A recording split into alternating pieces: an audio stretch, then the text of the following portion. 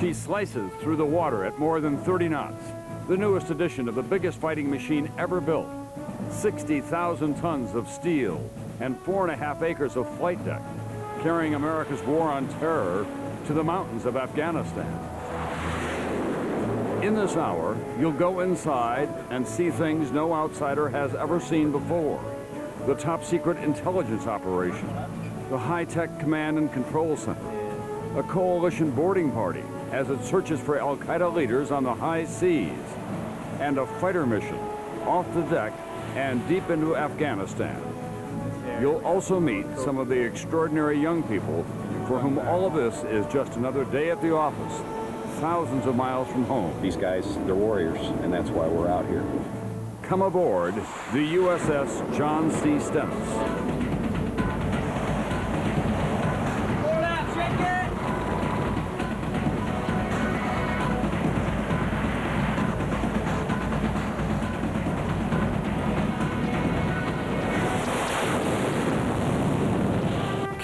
At war, inside the USS John C. Stennis. Now, Tom Brokaw. When America goes to war, someone will surely ask at the Pentagon and especially at the White House, where are the carriers? That was one of the most urgent questions in the chaotic hours of September 11th. Before long, the mission of this carrier, the nuclear-powered USS John C. Stennis, had changed. Before long, it was headed to these waters, the North Arabian Sea. Tonight, we'll take you on board this mighty carrier, and especially into the lives of a new generation of American warriors, the men and women of a ship at war.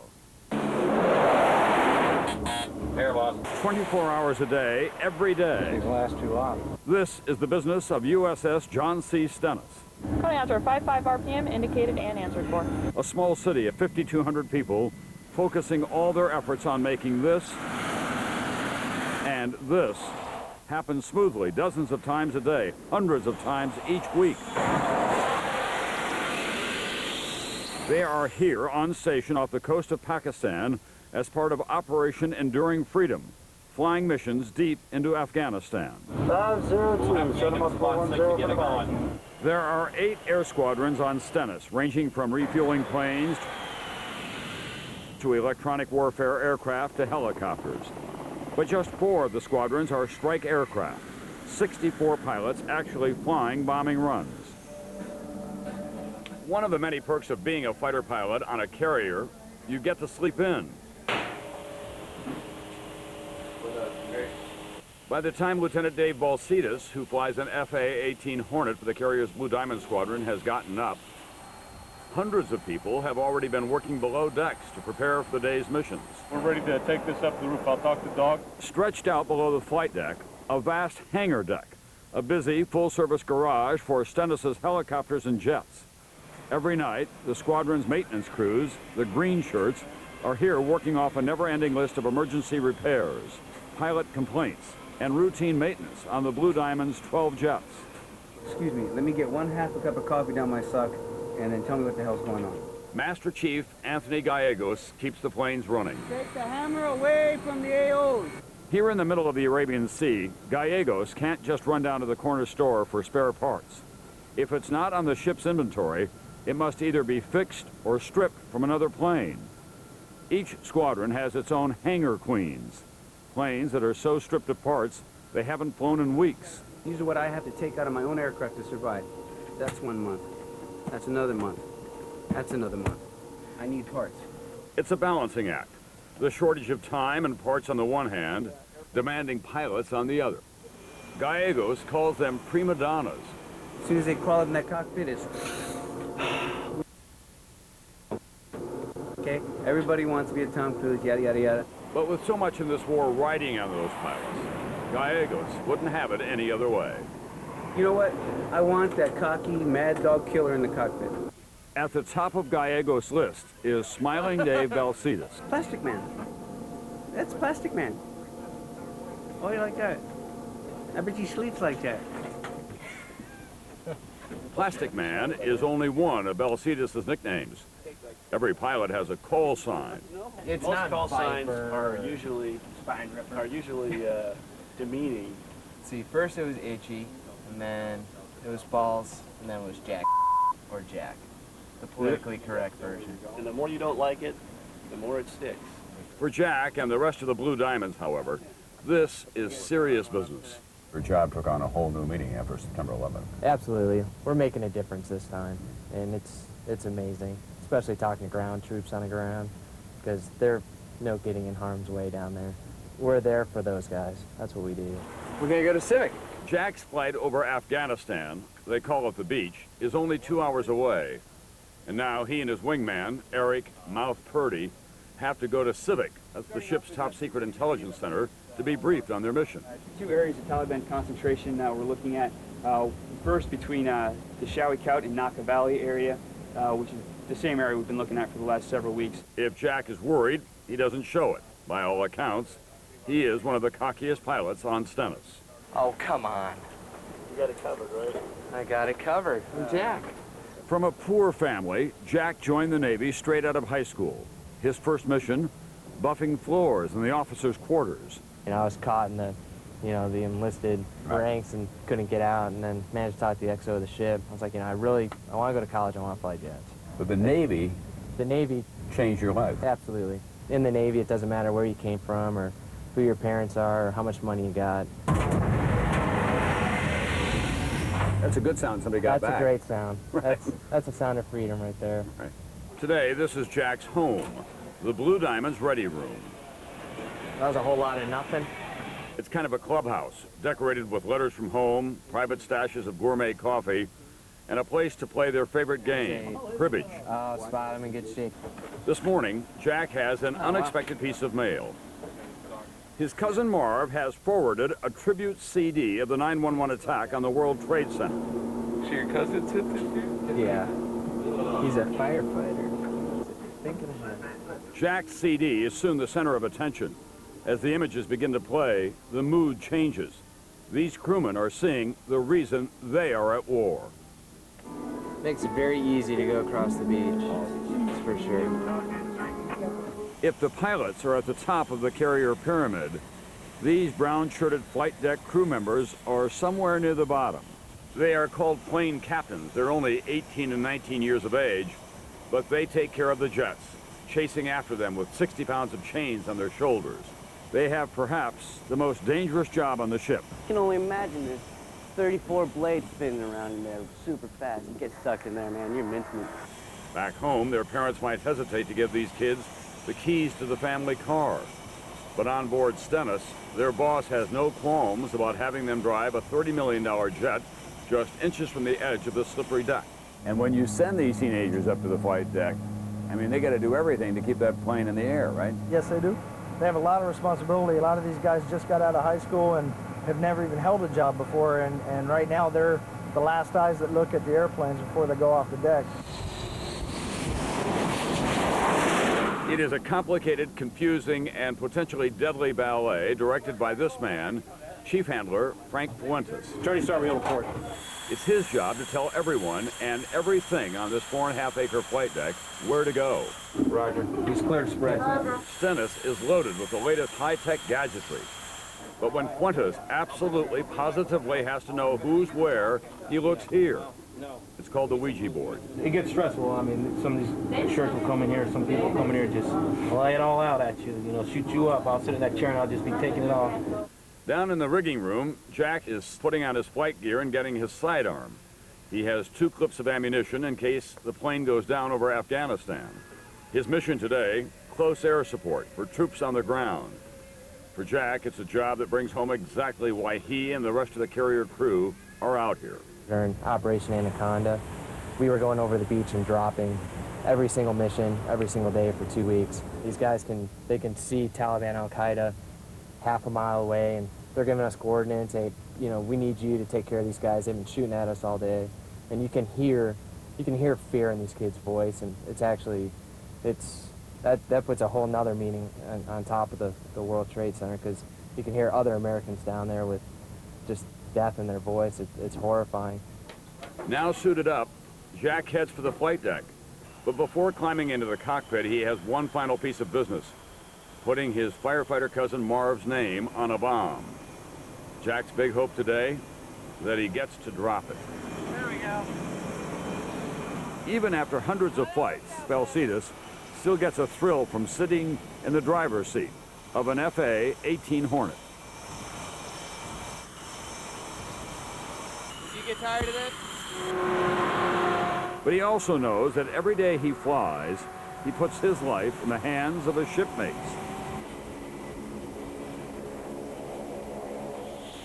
The captain carefully navigates the ship's course to ensure the right wind speed and direction for takeoff. A search and rescue helicopter hovers alongside in case jets crash on takeoff, along with this airborne radar plane for command and control. Sailors launch a weather balloon with sensitive equipment attached to it. The balloon floats up to 30,000 feet, relaying back barometric pressure, temperature, and humidity before the altitude causes it to explode. On the flight deck, every crew member has a specific job. Grip. The red shirts arm his plane. Port out, shake it! It's a job that must be done by hand. There is no machine delicate enough. They've already added tail fin guidance systems to make dumb bombs smart, so satellites can direct them straight to their targets. The purple shirts are fueling the plane. As Balcetis begins his taxi, young yellow shirts, high-stakes traffic cops, direct him, sometimes with just inches to spare, along a deck worn perilously smooth over the months. Brown shirts run him through pre-flight checks, rubbing the engine, replenishing the hydraulic fluid, checking every inch of the plane. Stennis has 4 independent catapults. The catapults are critical because the area for takeoff is so short, slightly more than 300 feet. Each uses highly pressurized steam to fire the carrier's massive jet fighters into the air. The nuclear reactors that power the ship supply the catapult steam. Steam is what we use to launch the shuttles which have the catapults on them. Lieutenant Stephen Wanko is what's called a shooter. He helps calibrate the steam pressure to match the takeoff weight of the jet. That weight varies. A fully loaded F-18 weighs over 50,000 pounds. A Tomcat weighs more than 70,000 pounds. The wind speed and direction over the deck are factored into the calculation, along with the day's heat and humidity. A mistake could be lethal. Too much pressure, and the jet's nose gear could be ripped off. Too little, and the jet could plunge into the sea. Just in a matter of a couple seconds, stuff can go very bad. Once he knows the magic number of pounds per square inch, the shooter fills the catapult pistons with pressurized steam. On a typical day, more than 80 planes are launched in this way. Every time, same thing. Everyone out here knows why we're doing it. It's been almost an hour now since Jack came on deck. Moments before takeoff, red shirts signal him to lift his arms clear of the controls as they activate his weapons. In the final seconds, the all clear. The shooter presses the button. The massive jet is propelled from a standing start to 175 miles an hour in just 2.5 seconds. Jack is airborne, headed for Afghanistan. When we come back, searching the high seas for Al-Qaeda fugitives.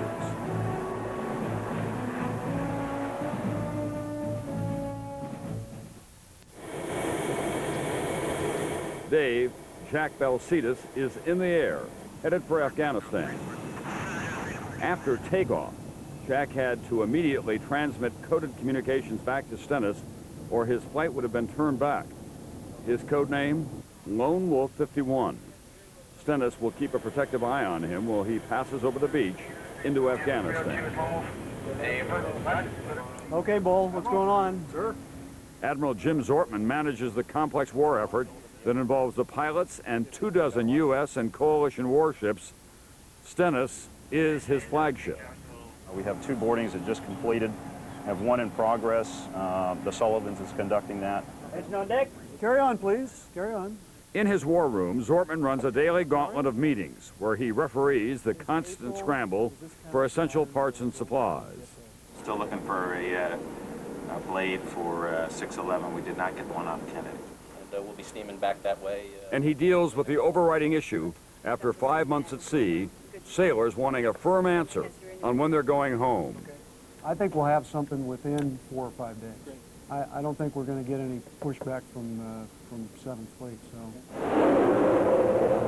But Stennis's mission is not yet over.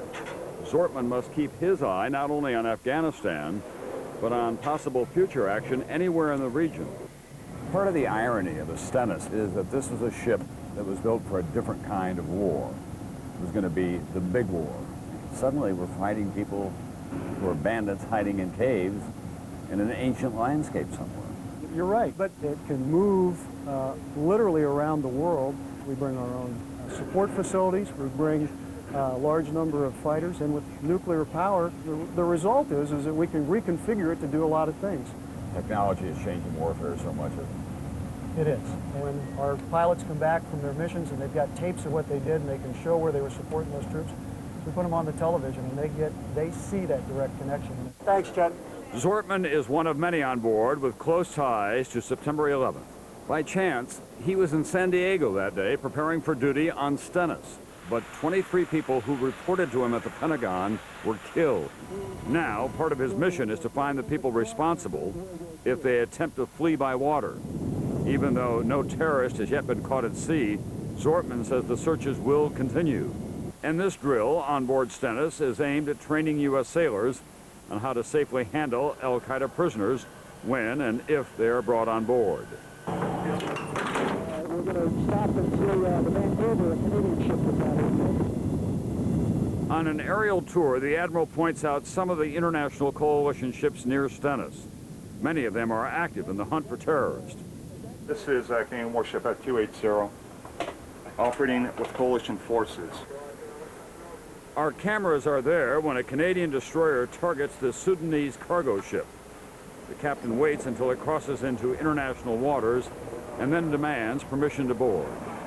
We are conducting maritime interdiction operations against international terrorism. Are you prepared to accept my inspection team? Over. Our mission is very, very simple. Go on board, check and see if there are any terrorists. This time, the target ship agrees, but it doesn't mean the Canadians have let their guard down. Basically what we're looking for is anything obvious. Anybody hiding or anything like that.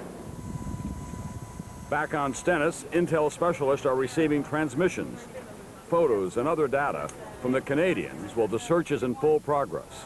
Hey, there's trucks on this puppy.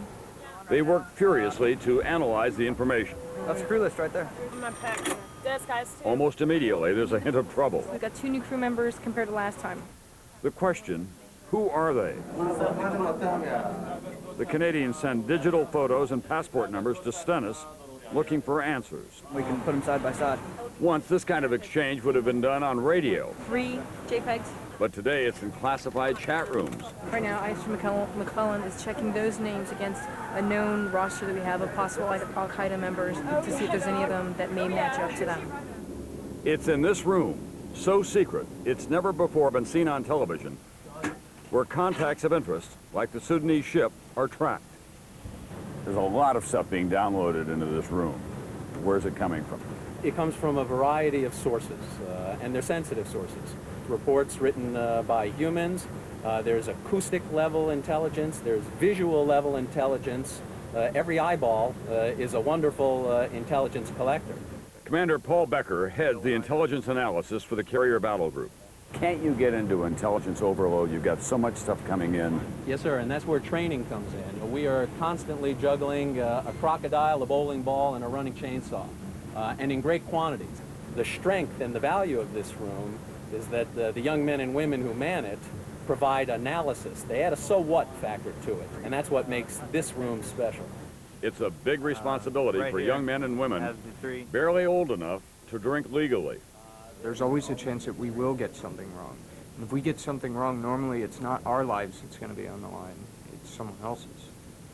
22-year-old petty officer Byron Brock says his old pals in Los Angeles still can't get over his Navy assignment. I'm from South Central Los Angeles. Most of them are pretty impressed with me having the top secret plans. Update on what we can expect from our friendly forces. The intelligence specialists on the Stennis also collect information to brief pilots on their missions and targets.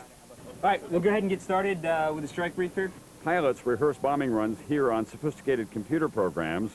Every maneuver is practiced, the flight path memorized. If the data that goes into the simulator isn't accurate, the pilot's bombing run won't be accurate either. It's all part of the high-stakes game of feeding the jets. Half of the F-14s on Stennis carry metal pods loaded with sophisticated cameras which aid in intelligence gathering. That film becomes one more tiny piece of the constantly shifting puzzle that is intelligence, a vital part of supporting the forces on the ground.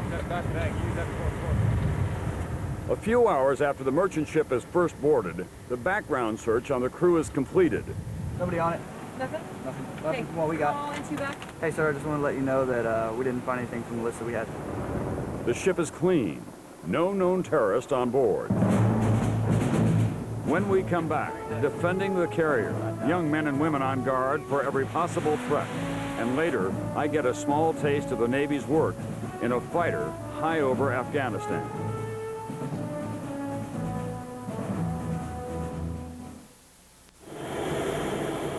By early afternoon, Dave Jack Balsitis is well into his mission. He will refuel 4 times during his flight. It is a delicate maneuver. So is resupplying Stennis, which has made only 1 port call in the last 3.5 months.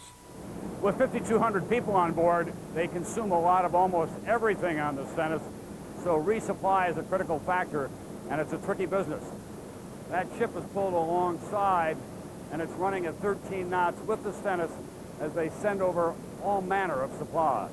Captain's on the bridge. The captain of the carrier, James McDonnell, is overseeing this replenishment. Come left, 328. Come left, steer course 328. It takes a delicate touch Falling back just a little bit. to make sure the giant carrier gets no closer than 150 feet. On board USNS Concord. Good morning. Stand by for my shot lines. Forward and aft. Once the lines are fired across, cables are attached so supplies can be ferried to Stennis. Resupply generally takes place once or twice a week. The cargo can include everything from food for the crew to an average 800,000 gallons of fuel for the aircraft. But the Stennis engine room needs no supplies. The nuclear reactor, off limits to almost everyone on board, will keep Stennis powered for years. Do you ever completely get used to that idea? I don't think so. We'll probably never build a bigger warship, one that can do more things, one that's more flexible. It's truly a marvel. And it is massive. 11 decks from top to bottom. The bridge overlooks the flight deck. Under that, the main hangar deck, where the planes are serviced. Below the waterline, most of the living quarters. At the bottom, the engine room and the carrier's nuclear reactors. The last commanding officer of this ship is probably not even born yet. This ship's supposed to last at least 50 years, and I don't think it'll have any trouble making that. For such an enormous ship, Stennis can move, but the top speed is classified. If we wanted to push it real hard, how fast could we go? Oh, this nearly 100,000-ton ship has no problem going 30-plus knots. How much is plus? You're not gonna tell me. It can be a bigger or a littler plus, depending upon what kind of screw set you'd have on or things like that, but it's plus.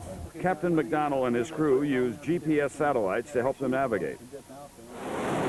But 3 times a day, sailors fix the ship's position with a sextant, a celestial navigation device used since the days of Columbus. We have to be ready for any circumstance. The satellites could go down for some reason or another, the GPS system. So we still have to know how to do it. Vigilance is the watchword up top. 2 decks below in the Command Direction Center, or CDC, the men and women in this room coordinate the defense of the ship and its aircraft from any threat. Every ship or plane within hundreds of miles of Stennis must be identified as friend or foe. Now, all these young people are sitting in these councils. How long do they sit there per shift? They sit there anywhere from 4 to 6 hours, depending on their watch rotation. That's pretty intense. Yes, sir. 25-year-old Brad Rocco would do it all day if he could. He calls this the best job in the world. He often takes a double shift at his post, and he doesn't care if others think that he's overeager. Everything we're doing is protecting the United States eventually, even if it's 8,000 miles away. So if they're going over the beach to do their bombing missions, it's my job to get them there safe. The Command Direction Center is a dizzying array of maps and blips, any one of which could represent a threat. No possibility is too remote. In this job, after 911, you have a whole new set of worries, right? In a million years, you'd never consider an airliner to be a threat for an aircraft carrier out at sea. But now, yeah, it's obviously something that we do have to keep an eye out for. So you've had to scramble a plane or anything? We've had to go take a look at a couple airplanes. Echo Sierra Phoenix 270-25,000 Beam South Hospital. Stennis now routinely runs simulation exercises for suicide attacks by rogue airliners as well as air-to-air combat. The CDC has the instant authority to launch a preemptive strike to head off an attack. And Mike over here is right in the cockpit, right? Yes, sir. Mike is our TAO, Tactical Action Officer. If, for instance, he can't get a hold of the captain in about 3 heartbeats for any reason whatsoever, he's a guy who's going to fight the ship in place of the captain. Among the weapons at his fingertips, the Sea Whiz, a high-powered, rapid-fire gun which can be used to shoot down low-flying objects, like a plane or a missile aimed at the carrier. The radar tracking Sea Whiz allows operators in the CDC to lock onto incoming threats and shred them before they hit the ship. It fires off 45,000 rounds a minute. They're not just worried about threats from the air, but in the water as well. All right, he's jumping out, first swimmer. Teams of explosive experts run regular drills to eliminate loose mines floating in the sea, attaching explosives to destroy them before they can destroy the ship. Okay, does everybody understand what they're doing? You're going to be screaming a lot, you're in a lot of pain. If your bone's sticking out of your arm, you're in a lot of pain. Go. 2 minutes. Some threats that the crew train for come from inside the ship. Stay down low, guys. It's going to get smoky in here. Stay down low. There you go. Drills are as realistic as possible. Nice and easy, nice and easy. Loaded with bombs, jet fuel, and high-voltage electricity, Stennis is a floating fire trap. Every day, somewhere on the carrier, sailors train to fight a fire. Protecting the health of thousands of sailors on board Stennis also is a top priority. Medical emergency, medical emergency, medical emergency in compartment 2. Today, an urgent announcement is made from the bridge. This one is not a drill. Within minutes, Jeff Miller, the ship's executive officer, is on the move. A young sailor has collapsed. Concerned, Miller wastes no time reminding the crew they all need to be careful. Morning, shipmates. This is the XO. Most of you heard about 10 minutes ago we had a medical emergency. I just want to re-emphasize again how important it is that you all drink water regularly. Miller, known as the XO, is on the case quickly because his job is to keep Stennis operating at peak efficiency. How's everybody doing today? Unlike most top officers, Miller has quarters on the lower decks with the enlisted personnel. It looks great. And I know this is the hardest one to keep shining. Far from the roar of jet engines on the flight deck, the XO spends much of his day climbing the steep ladders that connect 11 decks below. He walks the narrow passageways, ever alert to a problem, making sure the critical cycle of keeping 5,000 people constantly clean and fed never skips a beat. And if the dishes aren't clean, everybody will get sick within a day. So what's the civilian parallel for you? You're like a mayor of a big city, or you run a great, huge resort of some kind, and everything has to work. Mayor of a big city squished into a small space. Right. It is a city that is cramped and uncomfortably hot. 144 degrees up in here. Only 98. We're good. Cleaning Stennis is important. The grease that seeps into every crevice of the ship can be hazardous. The cleaning is endless. Constant sweeping, scrubbing, and polishing. And you take a shower and you're still brown. In these unpleasant conditions, the young sailors work 12 to 16 hours at a stretch, doing everything from the most critical jobs, navigation, and putting bombs on planes, to the grunt work in the bowels of the warship, You guys said trainee to go to a PC? No. Relax. No way. You said Breather. Relax, dude. Relax. No. Tensions often run high, especially in the depths of the ship, where some go weeks without seeing daylight, and privacy is non-existent. They sleep in narrow berths and cramped, shared quarters. Is this yours? This is mine right here. Yeah. So that's where you crawl in there and sleep. You keep a few things down below. You gotta live with what you get. You don't got much. You try to make do with what you got. And even on this floating warship, there are ways to escape. Up, up, up. The gyms, which close for only an hour a day, are always packed. There are regular card games. And at least once a week, one of the 11 garage bands on board puts on a concert. Although men and women serve together on Stennis, dating and sex are officially forbidden. But in a ship this size, there is always a hideaway. Girls and guys going down to the fan rooms, having fun. Hey, folks, doing? The XO admits it's hard to prevent. And as this deployment stretches from weeks into long months, the flirting is less subtle. It's real hard. The inevitable tug of home is taking its toll as well. In the sickbay, doctors are seeing a widespread case of the cruise blues. Just have a case of the blues. It may not be the same as home, but for now, it is home. And for now, personal lives must be put aside to concentrate on the business of war. How much of the personal demeanor on the ship changed, and in what way after 9/11? After that attack, there was no doubt in their mind that what they were doing was in direct defense of the country and direct defense of the way that the Americans had chosen to live. Today, there is one more reminder of the mission, a flag which is raised on special occasions. It was found in the rubble of the World Trade Center. A retired New York City police sergeant sent it to Captain Bill Personius, the navigator on Stennis. The condition that it's in, it's torn, it's tattered, it smells like smoke. It motivates me a lot, and when you think of all the people that have gone before us, you know, with trying to preserve our freedoms. I mean, that's why we're here, and we're going to take care of business. We're going to go home. When we come back, what is it like to spend 3 hours strapped in a fighter jet on a mission? The pilots of a Tomcat squadron, let me find out, high over Afghanistan.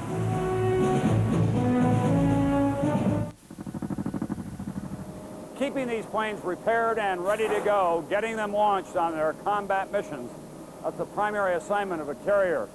And members of a Tomcat squadron, VF-211, the checkmates, invited me to go along with them to what they call the beach, a mission over Afghanistan. Before we can get airborne, there is a detailed checklist, even for a backseat observer like me. At 11 a.m., Commander Owen P. Honors, OP for short, takes me to an intelligence briefing. Our mission, provide close air support for the ground forces in Afghanistan. Taking a look at the Paktia province, our main area of concern for today's missions, we still assess there to be about 1,000 Taliban al-Qaeda in that area. And right now, mainly they're trying to blend in with the local population in an effort to avoid coalition efforts to find them. The Navy also needs surveillance photos of the former Taliban and al-Qaeda strongholds.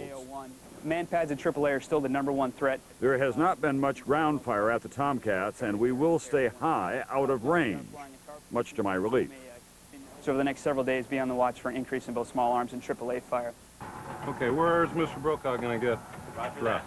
After the briefing, we suit up. First comes the helmet.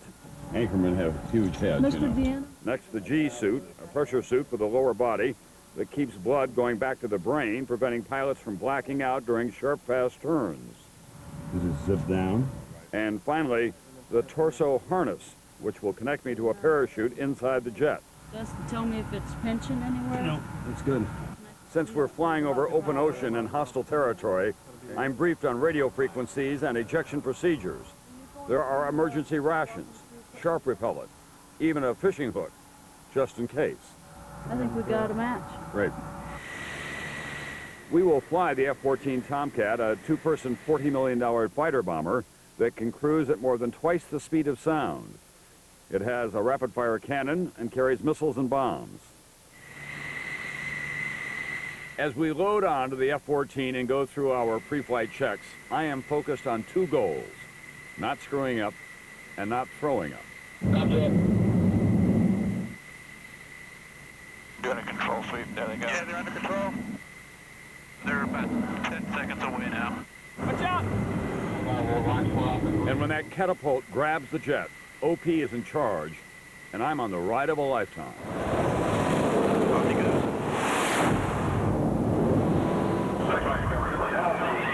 The afterburners are firing, bringing us to more than 400 miles an hour in just seconds. On board Stennis, the flight is immediately tracked. We are designated Clash 71. Clash 71, have good flight, so you get back. Beautiful for me. Conditions are excellent. Clear skies and not much wind. It's a long haul from the carrier.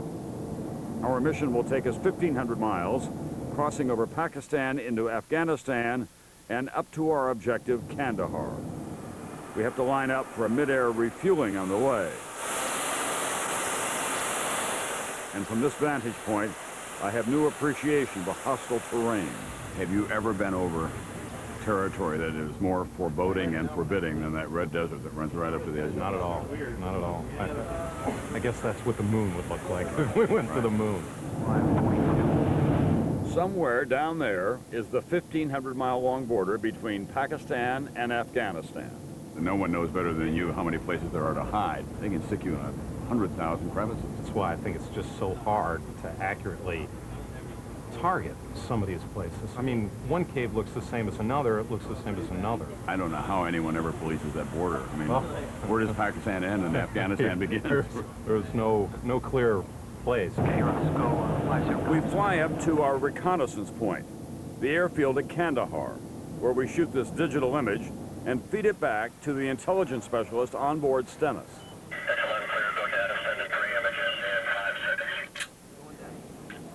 We're getting the images coming through. You can see the buildings, you can see heat sources. This was a short, routine mission, 3 hours in all, no targets to hit, but every flight is demanding. Hot, tense, and total concentration in a high-tech cockpit over a pair of high-powered rockets. It's tough on your body. That's why we only do it for a certain amount of days in a row. Then we'll take a day off. Let's go clear attack. And at the end of every mission comes the most harrowing challenge of all. It all seems fine until you look out and say, that's pretty small. We're going to find that and land on it. Before we touch down, a flyby, 80 feet off the deck, and a vertical climb to peel off for our approach. Tomcat's 5 miles aft.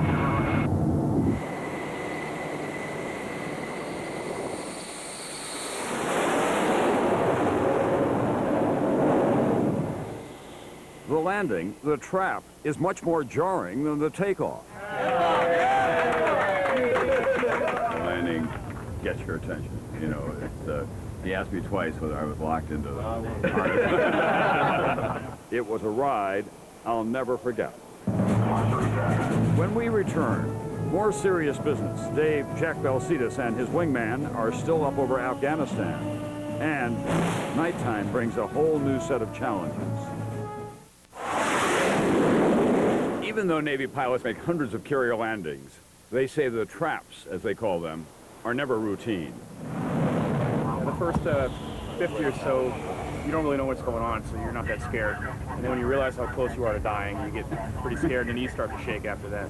A special light system called the meatball guides the landing. But it is up to the pilot to fly the ball and put the jet's tailhook down on one of the 4 cables stretched across 80 feet of deck. Too high, and the plane misses the cables.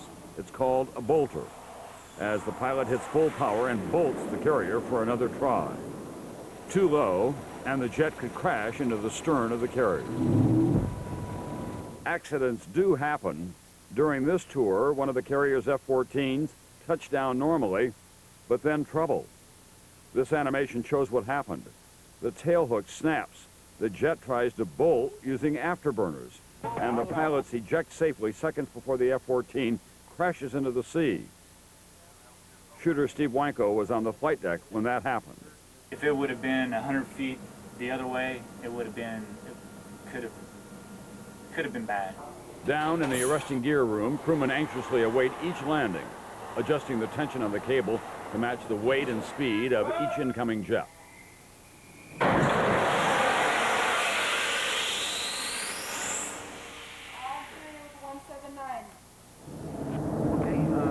After more than 4 hours in the air, kept aloft by multiple mid-air refuelings, Blue Diamond's pilot Dave Jack Balcetis is on final approach.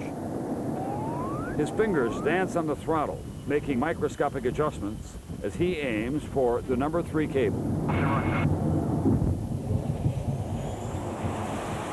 It looks like a perfect landing, but Jack won't know how he did until he hears from these men, the landing signal officers. They can talk down a pilot in trouble, and more important, they grade every landing. The grades are meant to assess safety, but in the competitive fraternity of carrier pilots, being top hook, the highest graded squadron, that's what counts. An okay? That's money.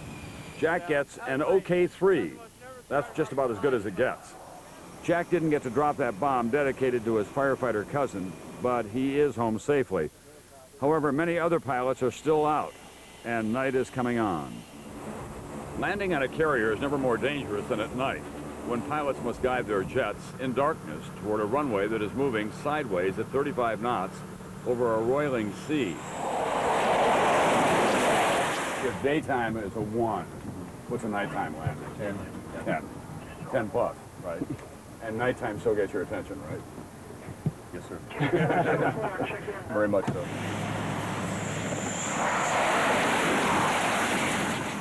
As the day winds down, Jack and the other Blue Diamonds relax in their ready room. The nightly movie is about to begin. Aviation themes are popular. Tonight it's Air Force One. Only when our own national security is threatened. Jack and his wingman, Spot, check their email. Tonight, there's a picture of one of Jack's 3.5-year-old twins. I think I got a new picture. He's good looking. Look at that kid. That's definitely my son. Images of the home life that he is missing stir bittersweet feelings. It sucks. It bums you because you weren't there. Yeah. As hard as it is to be out here fighting a war, Jack says it's even harder for the families who are left behind. You want to talk about a hard job? Back home is my wife and my 2 children who don't have such a glorifying job out here of feeling like, you know, you're taking care of America, but she is. At day 134 in the cruise, many on board Stennis are thinking about when they'll be going home. With me, the way I look at it is there's land out there somewhere, and it's got my name on it, ready to go. The men and women on this front line have strong feelings about the cause for which they're fighting. Everywhere you go on this ship, you find some connection to 911. Airman Jennifer Fleming was selling insurance on September 11th. She enlisted in the Navy on September 12th. But did you literally wake up the morning after 911 and say, I've got to do something, I've got to join the Navy? Pretty much. Yeah, I was at work and I was really angered by what happened.